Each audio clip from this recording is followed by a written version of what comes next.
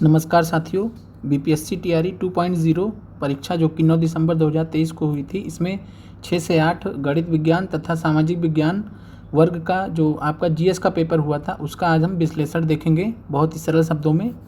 और साथ ही जो है परीक्षा से संबंधी यह सीरीज बहुत ही महत्वपूर्ण होने वाली है। पहला प्रश्न पूछा गया था, नाभिकीय रिएक्टरों में D2O का प्रयोग होता है। तो इस प्रश्न का जो सही जवाब है वह है मंदक के रूप में। मंदक को मॉडरेटर बोला जाता है। और नाभिकीय रिएक्टर में जो D2O होता है इसको हैवी वाटर बोला जाता है, हैवी वाटर। और इसके अलावा अगर हम बात करें तो मॉडरेटर के रूप में हम साधारण जल को भी इस्तेमाल कर सकते हैं, H2O को। और इसके अलावा जो है ग्रेफाइट भी जो है मंदक के रूप में इस्तेमाल होता है। तो ये आपको ध्यान रखना है, ग्रेफाइट भी मंदक के रूप में इस्तेमाल होता है। और इसके अलावा बात करें ईंधन के रूप में क्या इस्तेमाल किया जाता है नाभिकीय रिएक्टर में, तो यूरेनियम 235 और साथ में प्लूटोनियम, यूरेनियम या तो प्लूटोनियम 239, इन दो तत्वों को हम जो इस्तेमाल करते हैं नाभिकीय रिएक्टरों में।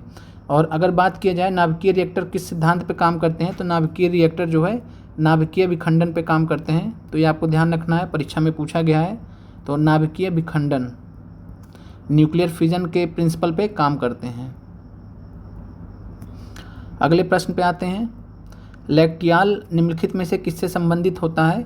तो इस प्रश्न का जो सही जवाब हो जाएगा लैक्टियाल, ये आपके वसा अवशोषण से संबंधित है।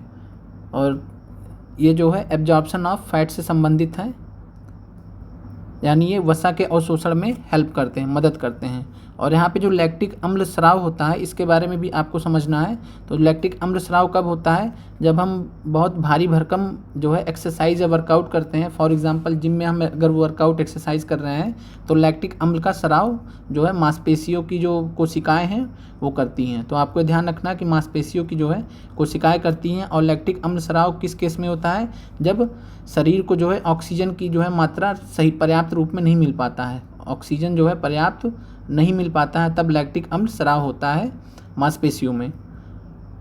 और इस प्रश्न का जो लैक्टियाल हो जाएगा वो वसा अवशोषण से संबंधित है। अगला प्रश्न है, प्रकाश संश्लेषण के अध्ययन से संबंधित वनस्पति विज्ञान की शाखा है।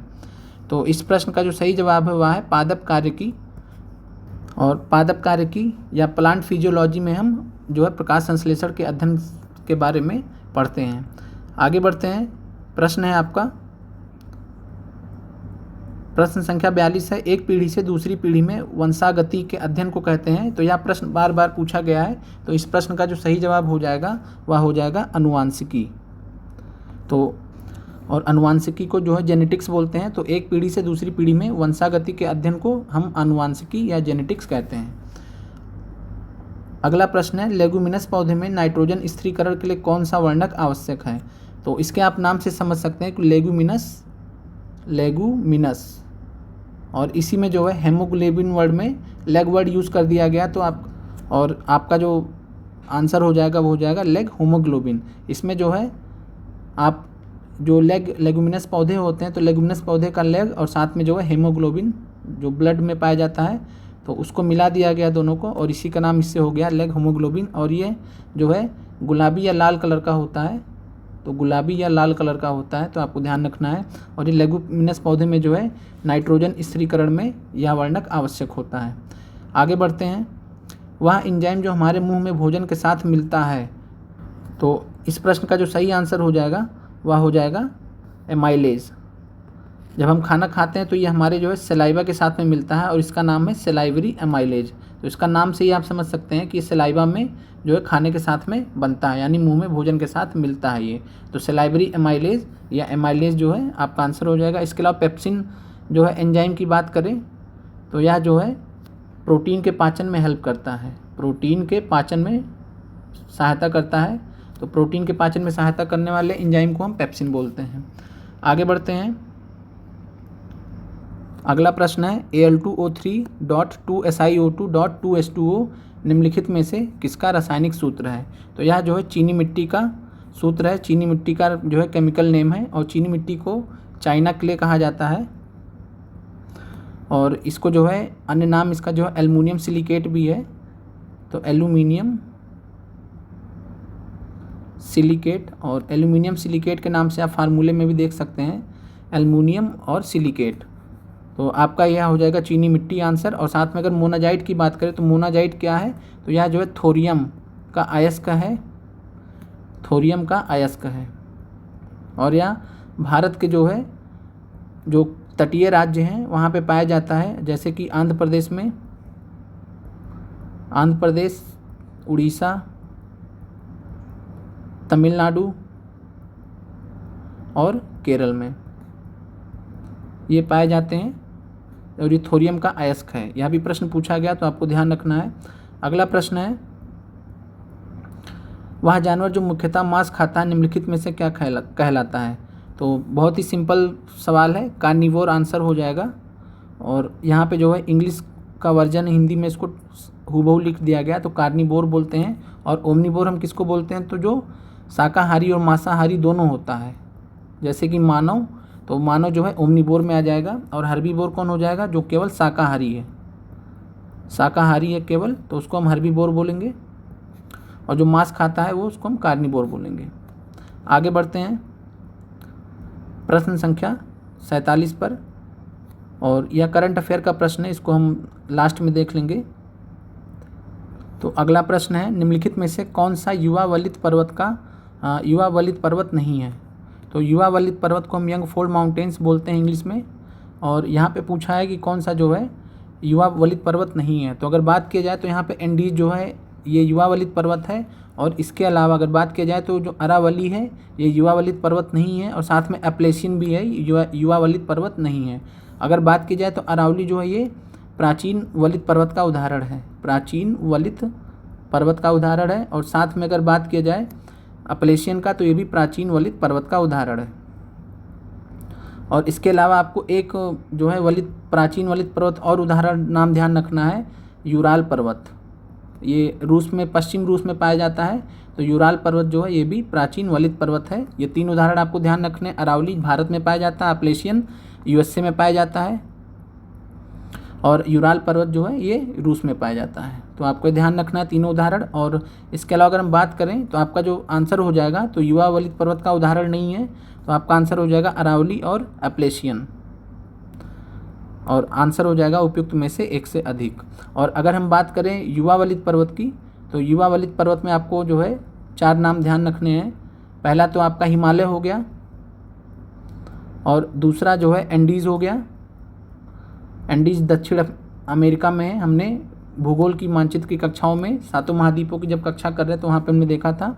और उत्तरी अमेरिका में जो है रॉकीज़ है, रॉकीज जहाँ है ये। और अगर बात किया जाए अफ्रीका महाद्वीप में क्या नाम था, तो अटलस पर्वत है। और आल्प्स के नाम से जो है, आल्प्स के नाम से यूरोप में युवा वलित पर्वत हैं। तो आपको ये 4-5 उदाहरण ध्यान रखने, आल्प्स, अटलस, रॉकीज, एंडीज और हिमालय, ये युवा वलित पर्वत के उदाहरण हैं। आगे बढ़ते हैं। अगला प्रश्न है, निम्नलिखित क्षेत्रों में से किसकी न्यून हिम रेखा है। तो इसमें जो है सबसे कम हिम रेखा यानी लोअर स्नो लाइन की बात पूछ रहा है। और स्नो लाइन का मतलब होता है, हिम रेखा का मतलब होता है कि किसी पर्वत श्रृंखला में या किसी पहाड़ में ऐसी रेखा जहाँ तक जो है हिम जहाँ से जो है हिम पाया जाना स्टार्ट होता है या बर्फ़ पाई जानी स्टार्ट होती है। तो अगर बात की जाए तो सबसे न्यून हिम रेखा जो है आल्प्स क्षेत्र का होता है। और आल्प्स क्षेत्र का जो हिम रेखा होता है वह किसके बीच में होता है, तो 2700 से लेकर 3000 मीटर के बीच में होता है। ये ध्यान रखना आपको, 2700 से 3000 मीटर के बीच में। हिमालय क्षेत्र का जो है सबसे ज़्यादा होता है। तो सबसे उच्च जो है, सबसे उच्च हिमालय का जो है सबसे उच्च हिम रेखा है, सबसे उच्च हिम रेखा है। और ये कितना है, तो ये जो है 4500 से जो है 6000 के बीच में माना जाता है, 4500 से 6000 के बीच में। और भूमध्य रेखीय क्षेत्र का जो है, जो हिम रेखा भूमध्य रेखीय क्षेत्र में जो पहाड़ होते हैं उनका जो हिम रेखा होता है वह 4500 मीटर के आसपास माना गया है। तो सबसे उच्च जो है ये हिमालय क्षेत्र में होता है। अगर पर्वत की बात की जाए तो तिब्बत में नाम है इसका चो ओयू करके, और इसका जो हिम रेखा है चो ओयू का, तो चो ओयू पर्वत है हिमालय में, और इसकी जो हिम रेखा है वो 6000 मीटर है। तो ये सबसे उच्च हिम रेखा वाला पर्वत है पूरे विश्व में, और यह हिमालय में स्थित है। और इसकी ऊंचाई जो है लगभग 8200 मीटर है। और इस पे जो 6000 मीटर के बाद पे जो है बाद से यहाँ पे बर्फ़ पाया जाता है। प्रश्न है, कर्क रेखा द्वारा सर्वाधिक क्षेत्र आच्छादित है। तो कर्क रेखा द्वारा सर्वाधिक क्षेत्र आच्छादित है, तो यह आपका मालवा पठार हो जाएगा। और यह जो है मालवा पठार मुख्यतः राजस्थान और मध्य प्रदेश में पाया जाता है, राजस्थान और मध्य प्रदेश में पाया जाता है। क्योंकि जो कर्क रेखा है वो राजस्थान और मध्य प्रदेश दोनों से होकर गुजरती है, तो यह जो है मालवा पठार का सबसे ज़्यादा क्षेत्र घेरती है या आच्छादित करती है। और अगर हम बात करें तो कर्क रेखा जो है भारत के बहुत महत्वपूर्ण है, भारत के 8 राज्यों से होकर गुजरती है। और कर्क रेखा को हम जो है क्या बोलते हैं, 23.5 डिग्री उत्तरी अक्षांश। तो 23.5 डिग्री उत्तरी अक्षांश को हम कर्क रेखा बोलते हैं, और इसके विपरीत जो है 23.5 डिग्री दक्षिणी अक्षांश को हम मकर रेखा बोलते हैं। भारत के 8 राज्यों से कर्क रेखा गुजरती है। और भारत के वो 8 राज्य कौन से हैं जहाँ से कर्क रेखा गुजरती है, तो यहाँ भी प्रश्न कई बार परीक्षा में पूछा गया है। तो यहाँ पे आपको ध्यान रखना है, गुजरात, राजस्थान, मध्य प्रदेश, छत्तीसगढ़, CH मैं यहाँ पे लिख दे रहा हूँ छत्तीसगढ़ के लिए, और छत्तीसगढ़ के अलावा जो है झारखंड, JH लिख दे रहा हूँ, और इसके अलावा जो है पश्चिम बंगाल, वेस्ट बंगाल, और इसके अलावा अगर हम बात करें तो जो है त्रिपुरा और मिजोरम, त्रिपुरा और मिजोरम, ये 8 राज्य हैं। आपको इनके नाम आने चाहिए, परीक्षा में बहुत बार प्रश्न पूछा गया है। तो 8 राज्य कौन से हैं, तो ये हैं गुजरात, राजस्थान, मध्य प्रदेश, छत्तीसगढ़, झारखंड, पश्चिम बंगाल, त्रिपुरा और मिजोरम। इन राज्यों से जो है होकर कर्क रेखा गुजरती है। और यह प्रश्न कई बार परीक्षा में पूछा गया, तो आपको ध्यान रखना है। तो इस प्रश्न का जो सही आंसर हो जाएगा, सर्वाधिक क्षेत्र आच्छादित किया जाता है कर्क रेखा द्वारा, तो मालवा पठार का। आगे बढ़ते हैं। प्रश्न संख्या है, कांटेदार जंगल नहीं पाए जाते हैं। तो इस प्रश्न का जो सही जवाब हो जाएगा वह हो जाएगा आपका तमिलनाडु।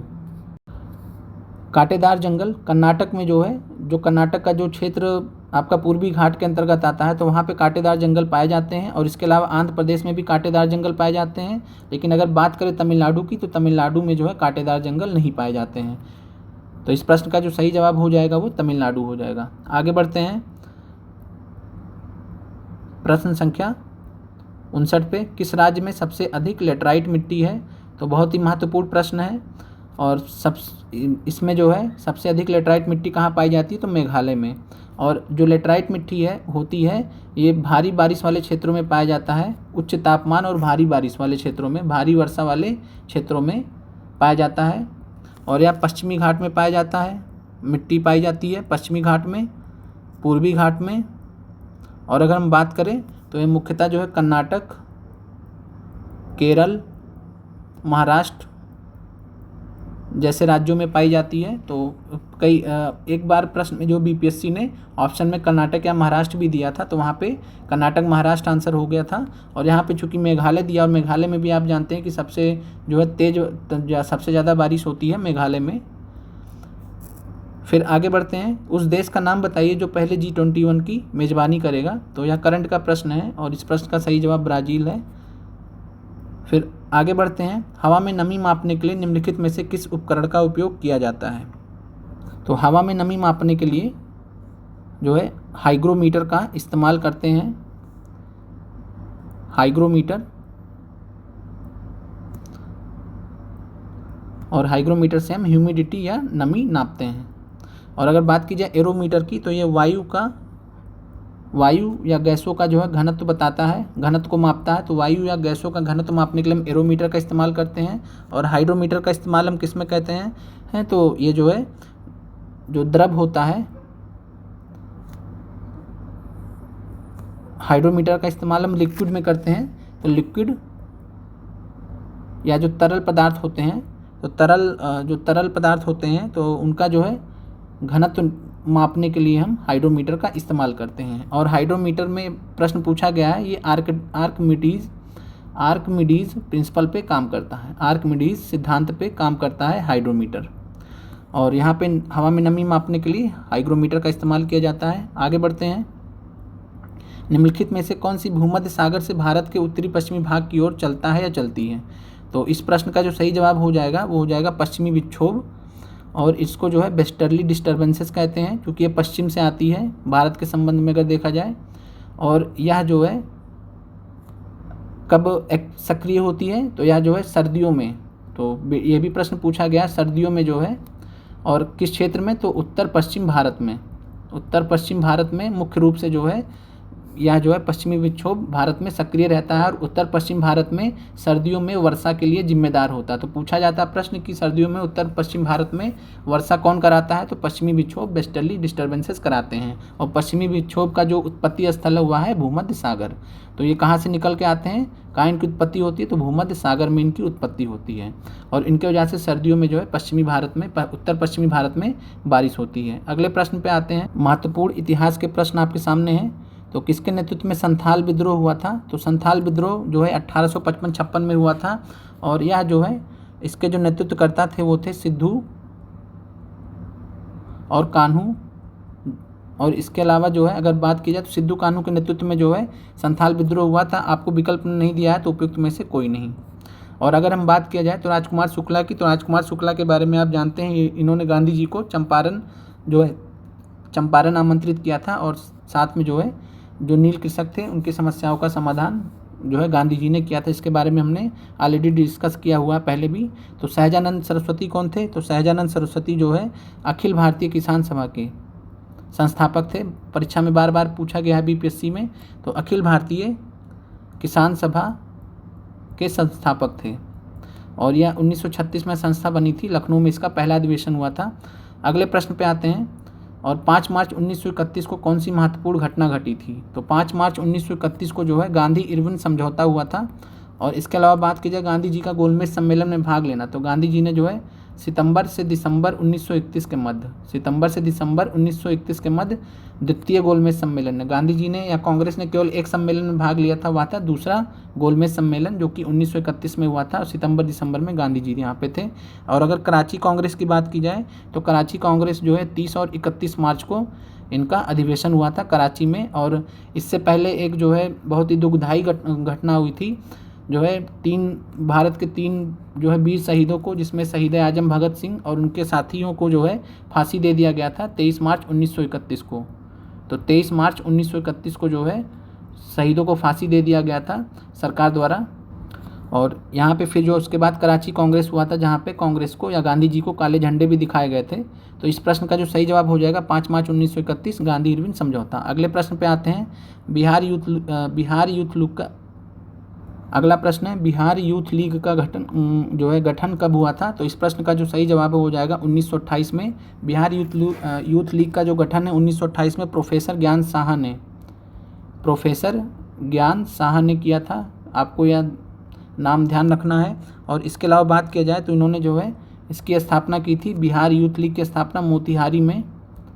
मोतिहारी आपका जो है ये पूर्वी चंपारण में पड़ता है। तो पूर्वी चंपारण मोतिहारी में बिहार यूथ लीग की स्थापना 1928 में प्रोफेसर ज्ञान साहा ने की थी। आगे बढ़ते हैं। 6 अप्रैल 1930 को चंपारण में नमक सत्याग्रह का नेतृत्व किसने किया था, तो इस प्रश्न का जो सही जवाब हो जाएगा 6 अप्रैल 1930 को नमक सत्याग्रह का नेतृत्व जो है चंपारण में किसने किया था, तो बिपिन बिहारी वर्मा ने। और अगर प्रश्न आता है कि जो है नमक सत्याग्रह का नेतृत्व जो है भागलपुर में किसने किया, पूछा गया है प्रश्न, तो भागलपुर में जो है महादेव लाल सराफ, ये नाम आपको पता होना चाहिए, कई बार परीक्षा में पूछा गया है बीपीएससी ट्री में।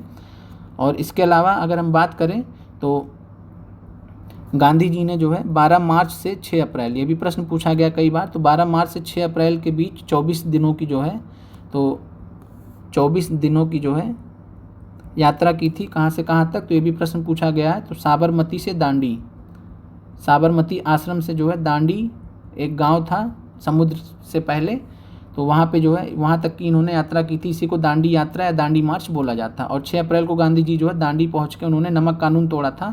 और उसके बाद फिर जो है नमक सत्याग्रह पूरे भारत में स्टार्ट हो गया था। और यहाँ 6 अप्रैल 1930 को बिपिन बिहारी वर्मा ने जो है चंपारण में नमक सत्याग्रह का नेतृत्व किया था। अगले प्रश्न पे आते हैं। फिर करंट अफेयर्स के प्रश्नों पे आ जाते हैं। सूर्य का अध्ययन करने के लिए 2 सितंबर 2023 को लॉन्च किए गए इसरो के आदित्य L1 मिशन के परियोजना निदेशक कौन थे, तो इस प्रश्न का जो सही जवाब हो जाएगा निगार साजी। और निगार साजी जो है ये परियोजना निदेशक थी आदित्य L1 मिशन के। और आदित्य L1 मिशन कब लॉन्च किया गया था, तो 2 सितंबर 2023 को। ये डेट भी आपको याद रखना, परीक्षा में बीपीएससी प्रश्नों को रिपीट भी करता है। और अगला प्रश्न है संयुक्त राज्य अमेरिका में कौन सा राज्य विधायिका पहला राज्य बन गया, जिसने दक्षिण एशियाई मूल के लोगों के लिए जाति के आधार पर भेदभाव को गैर कानूनी घोषित करने के लिए मतदान किया, जिनका आरोप है उन्हें रोजगार और आवास में निष्पक्षता के लिए पारंपरिक अमेरिकी सुरक्षा उपायों से बाहर रखा गया है। तो इस प्रश्न का जो सही जवाब था वह था कैलिफोर्निया। आगे बढ़ते हैं। अगला प्रश्न है, हाल ही में किस देश ने रूबेला के सफल उन्मूलन की घोषणा की है? तो इस प्रश्न का जो सही जवाब था वह था भूटान। भूटान ने जो है रूबेला के सफल उन्मूलन की उस समय घोषणा की थी। फिर अगला प्रश्न है, अमेरिका द्वारा लीजन ऑफ मेरिट सम्मान किसे दिया गया? तो इस प्रश्न का जो सही जवाब हो जाएगा जनरल दलबीर सिंह सुहाग को। और इनको जो है कब दिया था? तो 2018 में दिया था। बहुत पहले का करंट अफेयर पूछा गया आपसे। और इसके अलावा अगर भारत के प्रधानमंत्री नरेंद्र मोदी जी को जो है कब दिया गया था लीजन ऑफ मेरिट? तो 2020 में दिया गया था। तो ये भी आपको ध्यान रखना है, इतना पीछे का पूछा जा रहा है तो ये भी पूछा जा सकता है। इंडिया प्राइड प्रोजेक्ट का उद्देश्य है, तो इस प्रश्न में ही आपका जो है उत्तर छुपा हुआ था। तो pride project, India pride project, तो जो है ये हम गर्व किस पे करते हैं? हम अपने भारतीय विरासतों पे गर्व करते हैं। तो भारतीय विरासतों को वापस भारत लाना इसका आंसर हो जाएगा। अगला प्रश्न है, और यहाँ पे आपका हिस्ट्री के 4 क्वेश्चन छूट गए थे तो उनको हम देख लेते हैं पहले। तो पूना समझौते पर हस्ताक्षर कब किए गए थे? 24 सितंबर 1932 को पूना समझौते पर हस्ताक्षर किए गए थे। और प्रश्न यहाँ भी पूछता है कि किसने किसने हस्ताक्षर किए थे? तो हिंदू वर्ग की अगर बात की जाए तो मदन मोहन मालवीय ने, पंडित मदन मोहन मालवीय ने साइन किया था। और अगर दलित वर्ग की बात करें तो दलित वर्ग की तरफ से अंबेडकर जी ने समझौते पे साइन किया था। गांधी जी उस समय यरवदा जेल में बंद थे और उन्होंने जो है साइन नहीं किया था। तो ये आपको ध्यान रखना है, अंबेडकर और मदन मोहन मालवीय ने हस्ताक्षर किए थे पूना समझौते पर। और पूना समझौता आया क्यों था? तो ये भी आपको ध्यान रखना है कि उस समय के जो ब्रिटेन के प्राइम मिनिस्टर थे, प्रधानमंत्री थे रैमजे मैकडोनाल्ड। रैमजे मैकडोनाल्ड उन्होंने जो है कम्युनल अवार्ड की घोषणा की थी, कम्युनल अवार्ड की घोषणा की थी। और यहाँ भी प्रश्न पूछा गया कि कम्युनल अवार्ड या सांप्रदायिक पंचाट, सांप्रदायिक पंचाट इसकी घोषणा कब की थी? तो सांप्रदायिक पंचाट की घोषणा इन्होंने की थी 16 अगस्त 1932 को। और इसी के विरोध में जो है गांधी जी ने आमरण अनशन पे चले गए थे और फिर पूना समझौते के माध्यम से जो है इसको रेक्टिफाई किया गया, इसमें सुधार किया गया। और फिर जो है दलितों को जो है विधायिका में जो है आरक्षित सीटें दी गई। और एक हिसाब से जो रैमजे मैकडोनाल्ड का कम्युनल अवार्ड था उसके अंतर्गत दलितों को जो है पृथक निर्वाचन व्यवस्था दी गई थी। इस वजह से गांधी जी जो है नाराज हो गए थे और आमरण अनशन पे चले गए थे। फिर 1857 के विद्रोह में बिहार का नेतृत्व किसने किया? तो बहुत ही फेमस प्रश्न है, सभी लोग जानते हैं आंसर, बाबू कुंवर सिंह। और अगर बात की जाए कि बाबू कुंवर सिंह की जो है 1858 में इनका देहांत हो गया था। और इनके देहांत के बाद इनके भाई अमर सिंह ने जो है क्रांति को आगे बढ़ाया था, अमर सिंह ने। और इसके अलावा इनके कमांडर इन चीफ कौन थे? तो यहाँ भी आपको ध्यान रखना, कमांडर इन चीफ। तो कमांडर इन चीफ कौन थे? तो हरे कृष्णा सिंह। बहुत महत्वपूर्ण है, प्रश्न पूछा गया। हरे कृष्णा सिंह जो है बाबू कुंवर सिंह के कमांडर इन चीफ थे। अगले प्रश्न पे आते हैं, भारतीय राष्ट्रीय कांग्रेस के किस अधिवेशन में चंपारण समस्या चर्चा का विषय बना? तो यहाँ पे जो है आंसर नहीं दिया तो हो जाएगा उपयुक्त में से कोई नहीं। और भारतीय राष्ट्रीय कांग्रेस में जो है चंपारण समस्या सबसे पहली बार कब पहुँची थी? तो 1916 के लखनऊ अधिवेशन में। और चंपारण समस्या को लेकर कौन पहुँचे थे? तो राजकुमार शुक्ला पहुँचे थे ब्रज किशोर प्रसाद के साथ में। तो राजकुमार शुक्ला पहुँचे थे ब्रज किशोर प्रसाद के साथ में। और राजकुमार शुक्ला ने गांधी जी से मुलाकात किया था, उनको चंपारण समस्या के बारे में बताया था। तो आपका सही जवाब हो जाएगा 1916 लखनऊ अधिवेशन। फिर जो है अगला प्रश्न है, मशहूर नारा इनकलाब जिंदाबाद किसने दिया? तो मशहूर नारा इनकलाब जिंदाबाद का जो नारा है यह हसरत मोहानी ने दिया था। और अगर बात किया जाए इस नारे का सबसे ज़्यादा प्रयोग किसने किया था? तो शहीद आजम भगत सिंह ने। शहीद आजम भगत सिंह ने जो है इस नारे का, इनकलाब जिंदाबाद का, सबसे ज़्यादा प्रसिद्ध किया था, पॉपुलर कर दिया था। और फिर यहाँ पे जो है प्रश्न है करंट अफेयर का, गणतंत्र दिवस 26 जनवरी 2023 को मुख्य अतिथि कौन थे? तो इस प्रश्न का तो कोई वैसे वैल्यू नहीं है, अब्दुल फतेह अल सीसी थे। प्रश्न जो पूछ सकता है कि 26 जनवरी 2024 को, यानी 26 जनवरी 2024 रिपब्लिक डे को मुख्य अतिथि कौन थे? तो ये थे फ्रांस के राष्ट्रपति, फ्रांस के राष्ट्रपति थे इमैनुअल मैक्रोन। यहाँ पे मैं नाम लिख दे रहा हूँ, इमैनुअल मैक्रोन। और ये फ्रांस के जो है राष्ट्रपति हैं। ये जो है आए थे 26 जनवरी 2024 को, मुख्य अतिथि थे गणतंत्र दिवस के अवसर पर। और इसके अलावा जो आपके मैथ के प्रश्न हैं, जो गणित के प्रश्न हैं और साथ में रीजनिंग के जो प्रश्न इसमें पूछे गए हैं जीएस सेक्शन में, इसको अलग से जो है चैनल पे करा दिया जाएगा। मैथ के प्रश्नों को एक साथ लेके करा दिया जाएगा, वहाँ ज़्यादा आसानी होगी। तो मिलते हैं साथियों अगले वीडियो में, जहाँ हम जीएस के अन्य प्रश्नों को जो है विश्लेषण करेंगे और परीक्षा संबंधी अपनी तैयारी को मजबूत करेंगे। आपकी जानकारी के लिए बता दें कि 6 से 8 का जो है अभी एक और पेपर आएगा 40 प्रश्नों का जीएस का, और इसके अलावा जो है ट्री 2 और ट्री 3 में, ट्री 2, ट्री 3 और साथ में ट्री 1 में जो है जितने भी प्रश्न 40 प्रश्नों की जीएस के सेट हैं, सभी को जो है आपको विश्लेषण इस चैनल पे कराया जाएगा, जो कि पूरे यूट्यूब पे कहीं नहीं मिलेगा। और इन्हीं प्रश्नों से परीक्षा में आपके प्रश्न आएंगे, और इन प्रश्नों के फिर से आने की संभावना जो है बार बार रहती है, क्योंकि बीपीएससी में प्रश्न बहुत रिपीट होते हैं। तो मिलते हैं अगले वीडियो में। जय हिंद साथियों।